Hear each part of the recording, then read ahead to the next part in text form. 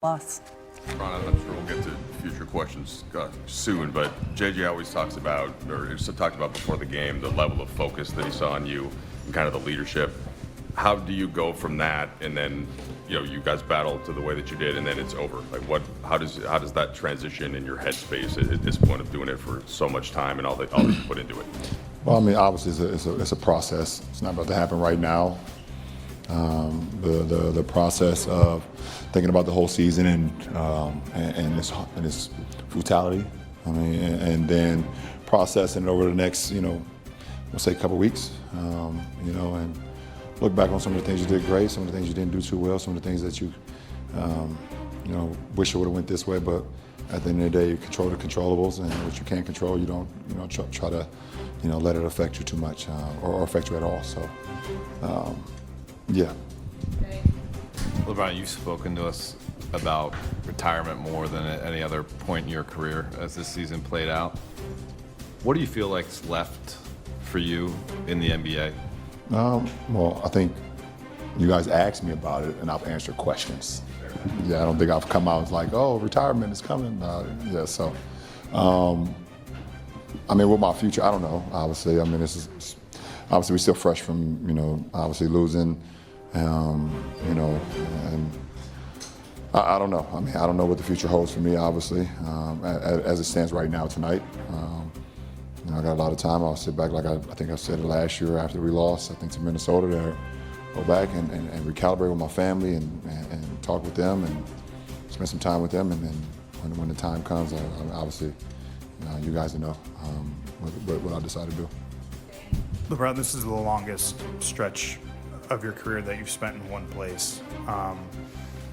What are the moments that you carry with you as a Laker that, like, at the top of your mind right now that stand out as special things you were able to do here?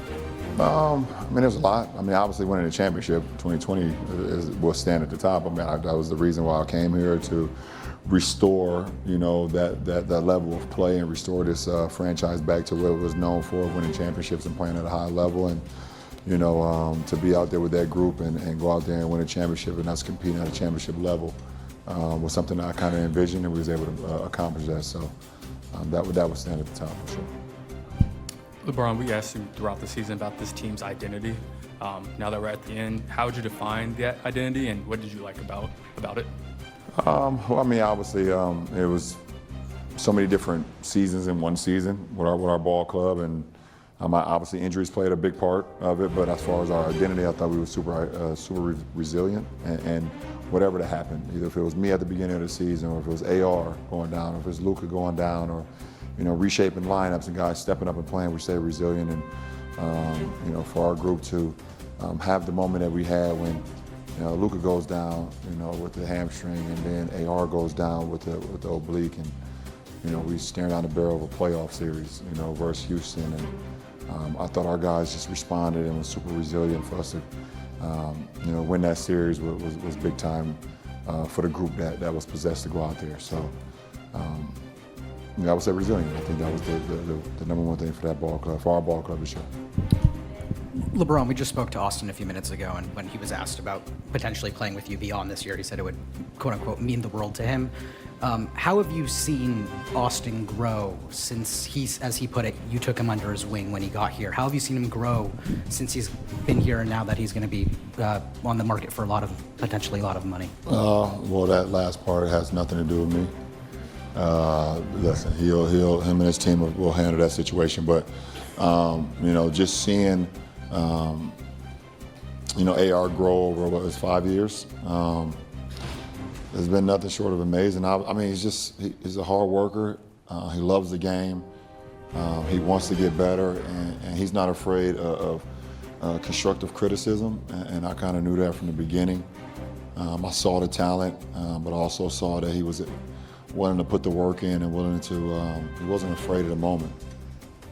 So to see where he is today is awesome. And it's something that, I knew he could be a big-time player for our ball club, and I knew, if he just got the opportunity, and also he gained the confidence in himself that he know he belonged in this league, then he could do some special things in this league, and he's obviously showed it. LeBron, in year 23, how different did this feel walking up the court, not knowing what the future holds for you versus past years when we knew you were coming back to play? I don't know. I mean, I guess when you get like over 40, you start forgetting shit that happened. So I don't even remember many of the last times walking off the court. But listen, like I said, I mean, shit, I left everything I could out on the floor. I control what I can control, and I can leave the floor saying like, shit, I mean, even though I hate losing, obviously, but I was locked in on what we needed to do. Made sure that I tried to make sure our guys were locked in on what we needed to do throughout the postseason, throughout 10 games. And obviously we fell a little short, obviously, but I mean, I'm not looking at, my year as a disappointment. That's for damn sure. Especially, I was put into some positions I'd never played in my career before. Actually, in my life. I've never been a third option in my life.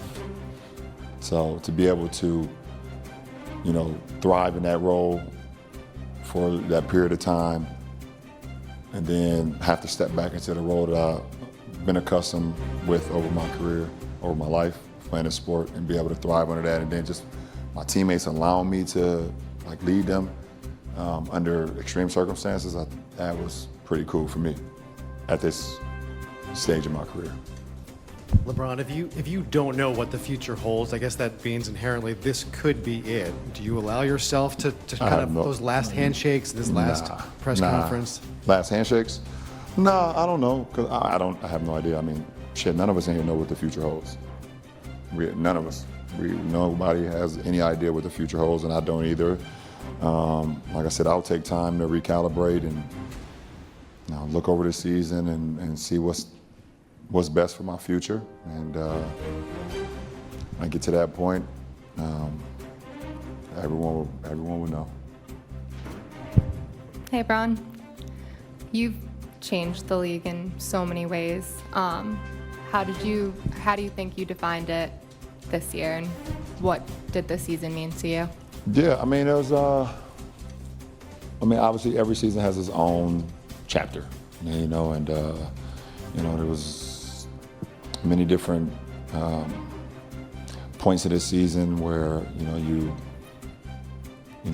looking at the school, looking at our team, looking at what we were capable of, and for me, I started the season not playing, missing the first 14 games, missing training camp, missing preseason. It was the first time for me doing that, so that was challenging in its own right, just to get back and questioning yourself at times if you feel like you're gonna be able to get back to what you know you can do and do at this